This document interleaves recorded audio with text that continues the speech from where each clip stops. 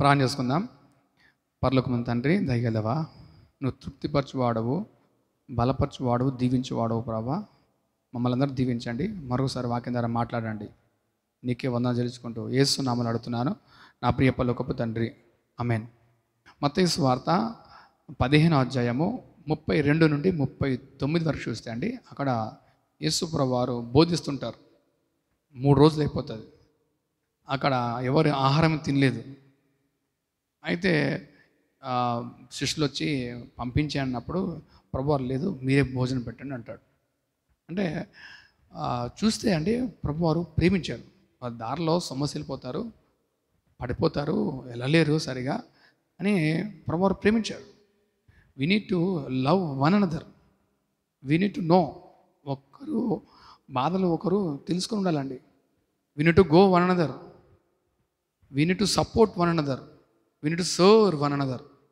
నిజంగా అండి, ఒక డాక్టరు పేషెంట్ని ప్రేమించకుండా మంచి డాక్టర్గా ఉండగలుగుతాడు.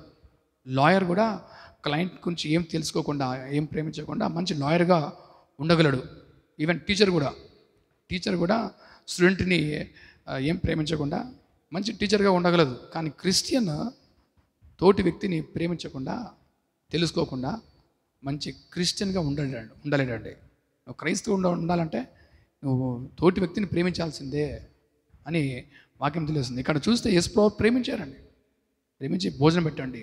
ఈ సందర్భం రెండవసారి.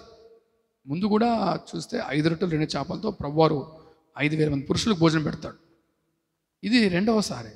ఇప్పుడు కూడా ప్రభువారు ఏం ఆశిస్తున్నారంటే, ఆ శిష్యులు అక్కడ ఉన్నవారు యేసుని చూడాలని, ఆయన వైపు చూడాలని. వీరు ఏం చేస్తున్నారు? హోటల్ చూస్తున్నారు, డబ్బును చూస్తున్నారు, జనాన్ని చూస్తున్నారు, లెక్కలేస్తున్నారు.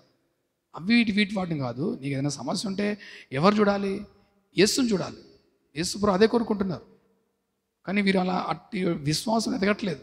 అట్టి విశ్వాసంలో అన్ని పరిస్థితుల్లో, కష్టకాలంలో ఆయన వైపు చూడాలని ప్రభువారు కోరుకుంటున్నారు. నువ్వు అలా చూస్తే తప్పక మేలు పొందుకుంటావు. అయితే ప్రభువారు అక్కడ చూస్తే ఏం లేదు, కొద్దిగా ఉందండి. ఏముంది అక్కడ? 7 రొట్టెలు, కొన్ని చిన్న చేపలు ఉంటాయి. ప్రభువారు ఆ కొదువను, ఆ ల్యాక్ని తీసుకొని అక్కడ అంటారు, అందరినీ పంక్తులుగా కూర్చోమంటారు. అంటే ప్రజలందరూ కూర్చుంటారని ఒబిడియన్స్ చూపిస్తారు. ఆయన వైపు చూడాలి. రెండవదిగా నువ్వు విధేయత చూపించాలి.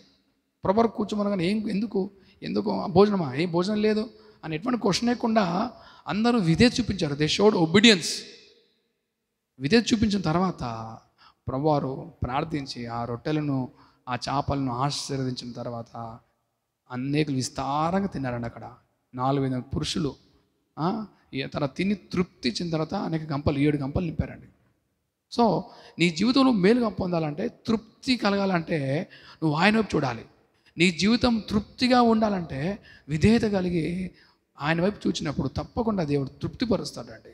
ఆయన దీవిస్తాడు, ఆయన ఆశీర్వదిస్తాడు. సో నువ్వు ఆయన వైపు చూస్తున్నావా? ఆయనకు విధేయత చూపిస్తున్నావా? ఆయన మాటకు లోబడుతున్నావా? ఆయన వాక్యం ప్రకారం జీవిస్తున్నావా? నిజంగా విధేయత కలిగి ఆయన వైపు చూస్తున్నాడు, దేవుడు తప్పక సాయం చేస్తాడు. అటు మహాకృప దేవుడు నీకు దయచేయను గాక. ప్రార్థించుకుందాం. పరమ తండ్రి, దయగలవా, నీకు వందనాలు ప్రభా.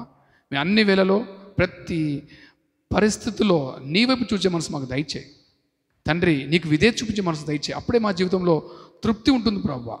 విశ్వాసం కలిగి నీ వైపు చూచే కృపను మాకు అందరికీ దయచేయి.